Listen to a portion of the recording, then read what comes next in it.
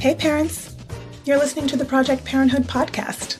I'm your host, Dr. Nanika Coor, clinical psychologist and respectful parenting therapist. Each week, I'll introduce you to the same respectful parenting practices that I use to help parents repair and deepen connections with their children. You'll get tips for cultivating more parental self-compassion, more cooperation from your kids, and more joy, peace, and resilience in your relationship with them. In today's episode, I'm talking about honestly communicating your feelings and needs to your family members. Stick around till the end to learn about the 4 elements of effective communication. When you're hoping your child or your partner or co-parent will do something to help you get your in-the-moment or long-term needs met, it can be tempting to lean on quick fixes like rewards and consequences. Using these strategies can indeed coerce others into compliance, at least temporarily. But for any of these strategies to work repeatedly, upping the ante is required.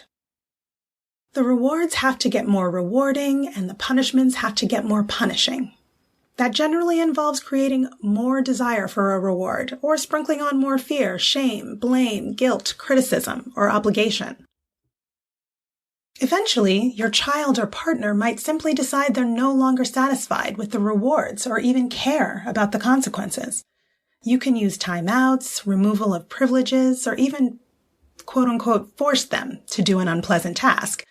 You can give them the cold shoulder as a consequence for not doing what you've asked. And yet, eventually, they'll be old enough and or potentially angry and resentful enough to access the things they want without you being able to stop them. They may be so worn down emotionally that they even give up trying to stay in your good graces. Ultimately, using your physical, practical, or emotional power to coerce others into doing what you want them to do creates disconnection in a relationship. Do you want your child or partner to comply with you out of fear or because they have genuine consideration for your needs? So, I'm going to break down some elements of nonviolent communication that you can use to more effectively communicate with your family. Having consideration for your own feelings and needs is job number 1. If you want others to listen to your feelings and be considerate of your needs, you'll need to be able to identify and take responsibility for your feelings and needs yourself, and communicate them. You can start by practicing detecting when your needs are being met or when they're going unmet. When your needs are being generally met, you'll feel positive, accepting of, or neutral about what's happening in your environment and what you or someone else is doing or saying.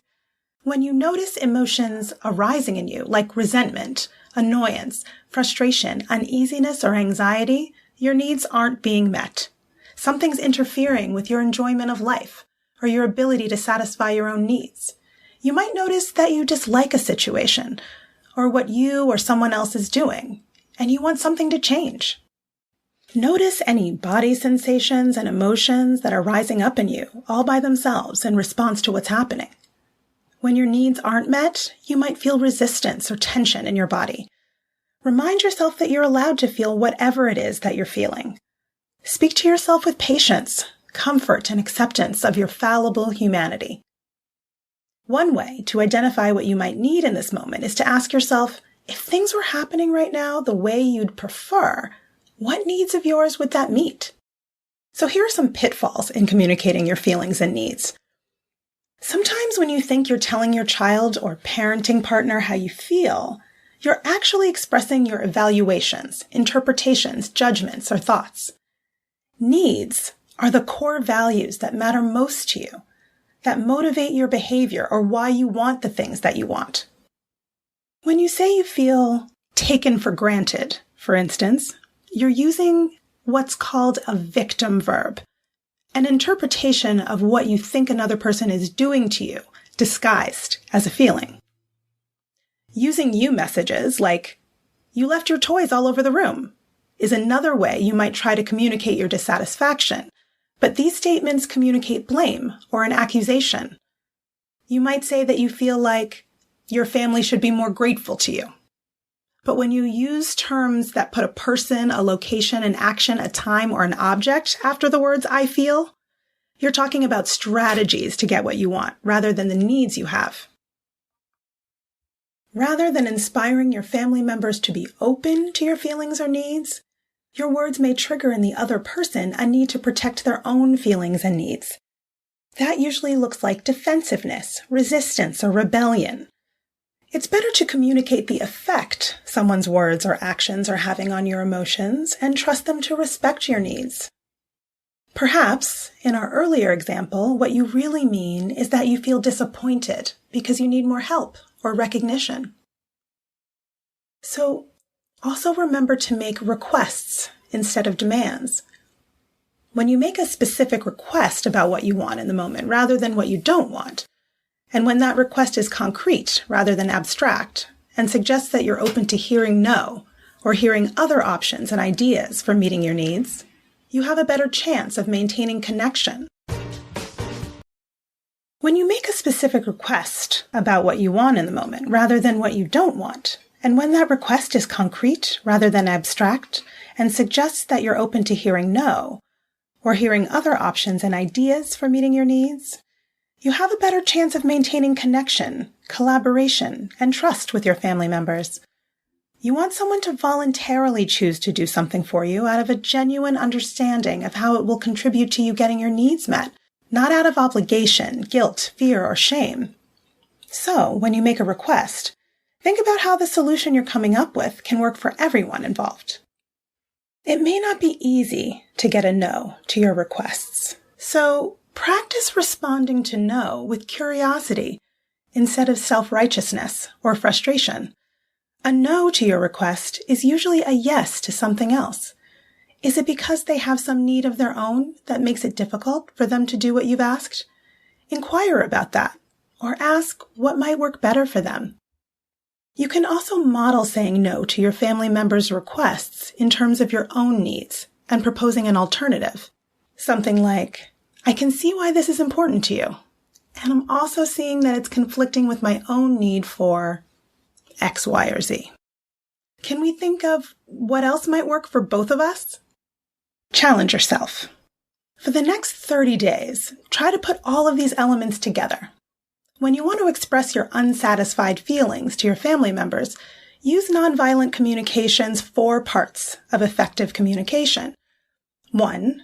Express what you observe, someone's words or actions, not your judgments or interpretations of those observations. 2. Express the emotions and body sensations that automatically arise in response to your observations. 3. Express your needs that aren't getting met as a result of your observations. 4. Make a request that moves the conversation forward, meets your needs and the other person's needs in the moment, and be willing to meet a no with openness and curiosity. Does communicating this way change the connection between you and your child, partner, or co-parent? Do your family members seem more receptive to what's going on with you? Let me know how it goes. Sometimes your needs are going unmet because your child's or your partner's words or actions are directly and tangibly affecting you in some way. Honestly communicating your feelings and needs means family members are more likely to do so as well. You'll avoid reciprocal blaming and name-calling, and develop family relationships based on authenticity, where you're all willing to be seen and known by each other on a deeper level. It can be hard to imagine that your child or partner might be voluntarily considerate of your needs. But when your family members understand what your underlying feelings and needs are, they're more likely to be considerate of what you need because they can connect with you as a fellow feeling and needing human. Also, when your family sees that you're committed to meeting everyone's needs, they're more open to considering yours. Your relationships with them may deepen and feel more connected, which can motivate the whole family to be more helpful to one another. I hope that's helpful. You can learn more about my work with parents at www.brooklynparenttherapy.com and on Instagram at BKParents. If you have more questions about nonviolent communication or any other parenting questions or stories, leave me a message at 646-926-3243 and be sure to let me know if it's okay to use your voice on the show. Or send an email to at quickanddirtytips.com. And don't forget to subscribe to Project Parenthood on Apple Podcasts, Spotify, or wherever you listen to podcasts. Catch you next week. Project Parenthood is a Quick and Dirty Tips podcast. It's audio engineered by Dan Feierabend, with script editing by Adam Cecil. Our podcasting and advertising operations specialist is Morgan Christensen. Our assistant manager is Emily Miller. Our marketing and publicity assistant is Davina Tomlin. And our intern is Brendan Pika. That's all for this episode. Catch you next week.